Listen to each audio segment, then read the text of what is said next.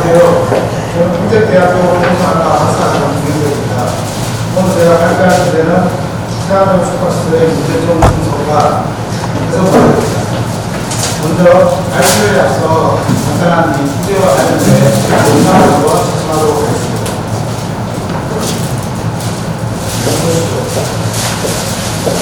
레지던스라고도 불리는 생활용 숙박시설이 현재 전국에 10만 채 정도 있습니다. 여기에서 먹고 자면서 집처럼 쓰는 사람들도 있는데 다음 달부터는 그러면 불법입니다. 즉 숙박시설로만 여기를 써야 한다는 건데 이걸 놓고 발행이 되고 있습니다. 그 배경을 노동준 기자가 자세히 설명했습니다. 생활용 숙박시설, 이른바 생수를 분양받은 3천여 명이 모여 집회를 열었습니다.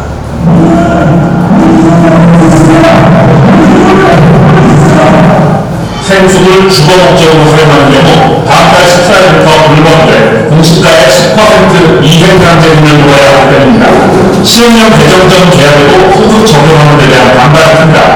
소득성에 가만히 있는 자리에 분양받은 사람들은 도대체 어쩌합니까?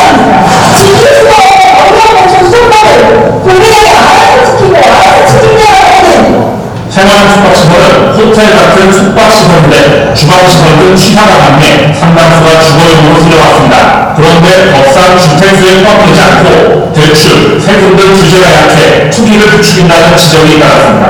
청약 분양 없어도 되고 그냥 좀 선택을 되고 이게 문제라고 보면 예를 들게 되고 저희 집으로 나갑니다. 이거는 문제 모르고 안 하고 아파트 상승기에 고수익 투자금으로 넣으며 지난 2021년 급기야 서울 한 생수분양 경쟁률이 6,000개이 넘게 가열되자 정부는 숙박업 등록을 무마하고 2년간 단속을 유예했던 겁니다. 현재 공급 규모는 10만 호가 넘는 상황, 현실적인 시설 수준 차이로 유예기간에 주거용 오피스텔로 변경하는 경우는 1.1%밖에 안 됩니다. 주차장 느낌이 안 나고요. 또 오피스텔로 올라가는 기준보다 조명도 있고 그래서 이 지역들을 우리 깨닫는 만드는데 그거를 파스로 만들어야 못 만들죠. 비슷한 내용이지만 갈등이 첨예해지자 일부 전문가들 사이에서 숙박용 외 주거용에 세금을 부과하는 등 공급 부족의 대안으로 접근하자는 의견도 나옵니다. 하지만 국토부는 일단 주택이 아닌 걸 인정하면 형평성에 어긋난다며 원칙을 고수하고 있습니다. SBS 노동입니다. 네, 잘 보셨나요? 다음으로는 제가 이제 생수 골목 기술 제목을 이제 발췌했습니다. 제가 간략하게 한번 설명드리도록 하겠습니다. MBC 뉴스에서 이제 지붕대 집이 아니다. 생활 숙박시설의 비밀. 이건 지금 어떤 내용이냐면 10년 동안 집 주택으로 생각하고 보존을 했습니다. 그런데 갑작스럽게 21년도부터 법 개정으로 주택으로 사용 못하게 한 그런 내용입니다. 그리고 LCT 등 생활 숙박시설의 분양 공고 주택 명시 못하도록 합니다. 이건 2020년대 앞서 이제 방송에서 보셨듯이 2020년대 국감에서 나온 얘기인데 그때 당시 이제 교통부 장관이 그런 특단 대책을 마련하겠다. 그리고 이제 전국신고, 위장신고를 맡겠다라는 또 그런 내용입니다. 그 다음에 아시아투데이 연구원이 나오는데 생활숙박시설 소유자 보호부탁구역. 이 내용은 사실상 오피스텔로 연구원사를 했는데 실질적으로 1.2% 정도밖에 공동연구이 안 됐습니다. 그 기간은 2년 정도 줬거든요. 그래서 이 실효성에 대한 문제가 또 대두되었습니다. 그 다음에 건축생활숙박시설 성장률은 70%가 미신고 불법. 전체로는 50%가 미신고한 불법인데요. 지금 경기도는 유독 70% 이상이 미신고한 어떤 생활숙박시설이라고 보시면 됩니다. 그 다음에 한국이고 입주하라는 문제고 생활숙박시설 조합 장난 여수 심하고라. 이거를 이제 공무원이 현장 민원실을 생활숙박시설 건물 앞에다가 두고 전입신고를 독려했다라는 겁니다. 사실상 전입신고보다는 나름대로 숙박업 신고해가지고 영업을 해야 되는 어떤 그런 부분인데 공무원도 이제 운동이 많이 나는 어떤 그런 내용이고요. 다음 기사는 분양가 31억 생활숙박시설 운영료 3,232대 1. 평균 경쟁률은 한 450대 1 정도 나왔는데 엄청난 경쟁률을 나왔다라는 걸 말씀드리는 거고요. 그 다음에 생활숙박시설 관리 난제 이 생활 숙박시설을 이제 관리하기 위해서는, 자가 관리 위해서는 한 30세대를 자기가 소유하거나, 그 다음에, 한 층 정도를 또 소유해야 됩니다. 그리고 3분의 1, 이제 건축 능력을 중에 3분의 1을 또 저희가 이제 소유해야지만 이제 자가 관리하는데, 자가 관리하는 세대는 그 극소수라고 보시면 될 겁니다. 그리고 이제 숙박업자 시설 탈출, 오피스텔 운영 등 성공한 산업수가 시설. 이게 이제 평촌 프로젝트 얘기인데요. 그때 당시에 뭐 몇억 개의 피가 어떤 붙었던 상황입니다. 그래서 처음에는 생활 숙박시설로 분양을 받았지만 용도 변경을 본적으로 펼치는 어떤 그런 사례인데 지금 여기 단지 같은 경우에는 생숙과 그 다음에 일반 오피스텔이 이제 양분하게 가지고 지금 운영하는 그런 상황입니다. 네, 본격적으로 이제 발표로 하겠습니다. 목차를 먼저 보면 1. 서울 2. 이론적 배경 및 선행명령부터 3. 생활서비스를 문제 주문서 4. 제도적 개선 방안 5. 결로 순으로 되어 있습니다.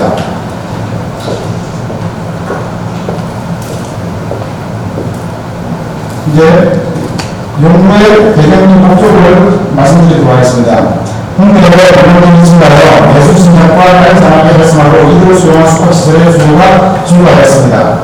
그리고 공중위생법 시행령 개정으로 시설화 세탁이 가능한 장단기 투숙할 수 있는 숙박시설을 신설했습니다. 2021년도입니다.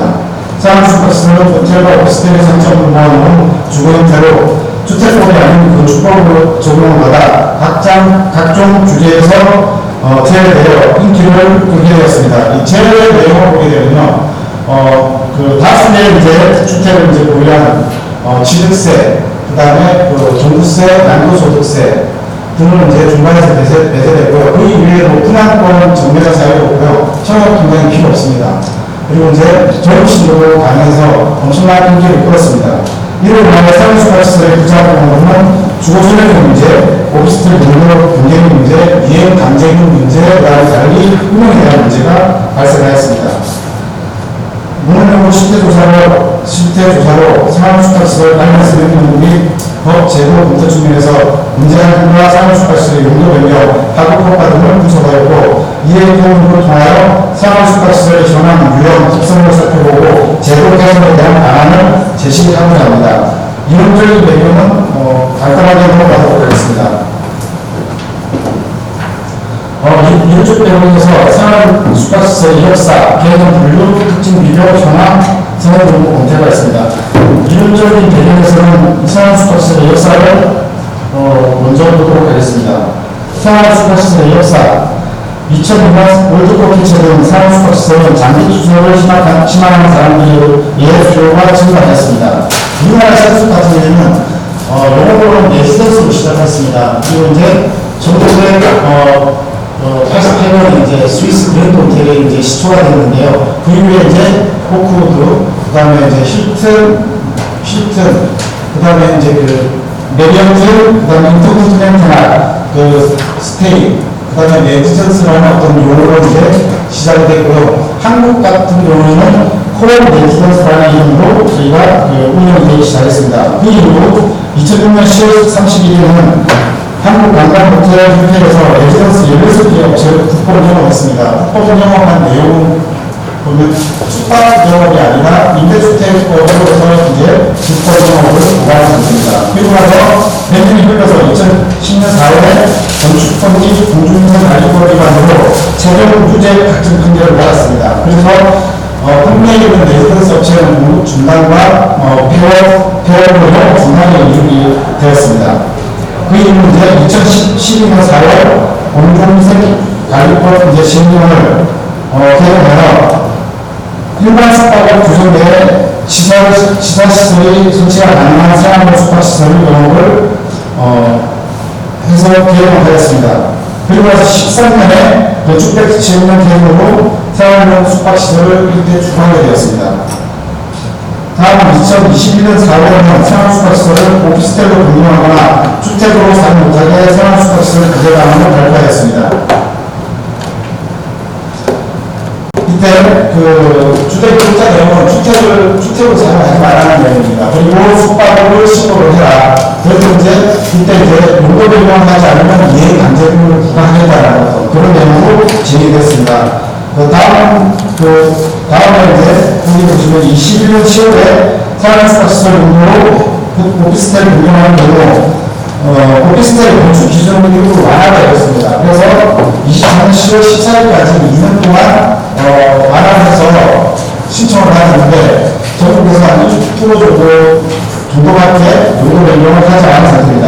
그 이후에 2023년 9월에는 이제 용도 변경에 대한 10월 14일 날 완화를 했지만 이행 단계로 부과는 24년 말까지 운영이 되어준 상태입니다. 사랑스파시설의 정의 및 특정 기준은 17년 이상 넘어가도록 하겠습니다.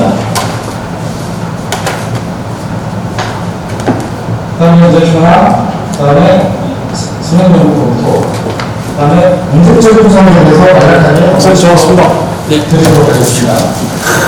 사랑스파시설의 공적적 상태로 주거 설명에 대한 문제가 있는데 사랑스파시설은 일반 숙박시설로 사용하는 시설을 얘기하는 겁니다.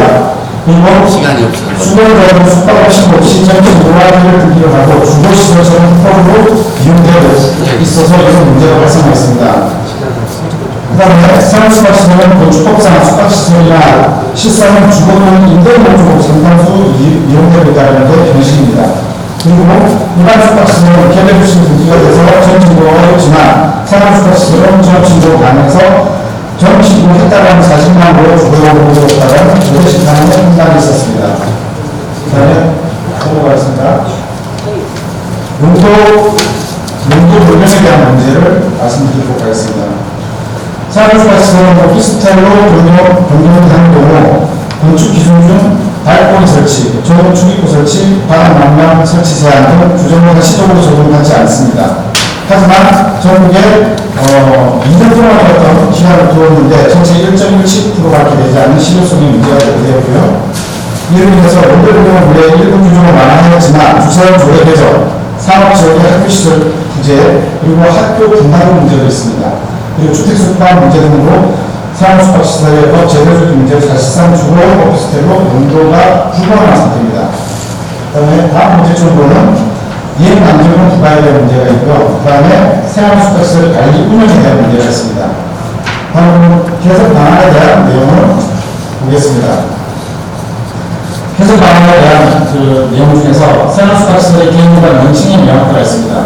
생활숙박시설의 주거 또는 숙박시설이 아니면 주거와 숙박형 시설로 볼 것인지를 명확하게 해놓은 정리가 요구되고 주택법상 오피스텔은 준주택에 해당하는데 생활숙박시설도 그 개념에 대한 정립이 필요하다고 봅니다. 다양한 명칭이 계속 사용되는 사람들에게 논란이 발생되고 공통된 명칭을 부여한다면 시설의 규모와 유형이 다양한 상황에서도 명칭을 통해 숙박용 생활숙박시설을 쉽게 확인할 수 있게 됩니다. 주거용, 두 번째로는 주거용 운영에 대한 문제입니다. 오피스텔 도시원, 도심 복지주택 등 건축법상 주거시설은 아니지만 주택법상 중주택으로 지금 이용되고 있습니다. 그래서 생활용 숙박시설도 중대주택으로 주거시설과 숙박시설로 나누어서 관리가 필요하다고 봅니다. 첫 번째, 생활용 숙박시설법 제도 규정입니다. 21년도 이전에 2년 이상 받은 생활숙박시설은 주거용 생활숙박시설로 분류하고 시행일 이후 건축허가를 받은 건축물부터 적용한다고 결정할 필요성이 있습니다. 마지막으로 결론이 지어집니다. 첫 번째, 생활숙박시설의 개념과 원칙의 명확합니다. 생활숙박시설은 장기 거주 형태와 편리성으로 오랜 기간 머물 수 있는 거주환경을 갖춘 주택 형태이므로 개념에 대한 명확화가 필요하다고 봅니다. 둘째, 생활숙박시설의 주거유형으로 보여집니다. 시골의 교통 변화와 주거 개념의 변화로 생활숙박시설도 숙박시설 용도와 주거시설 용도로 사용을 제한합니다. 세 번째, 이민이나 부담받은 생활숙박시설은 시행령 부칙효율과 재산권과 주거권이 침해되지 않도록 하여야 하겠습니다. 네 번째, 생활숙박시설의 정부 위탁 운영을 위한 위탁 공사의 운영 기준이 시설 관리 등의 운영 방안에 대한 지침이 정부가 마련해서 운영 관리 사고와 재정을 예방할 필요성이 있다고 봅니다. 이상을 발표를 마치도록 하겠습니다. 감사합니다.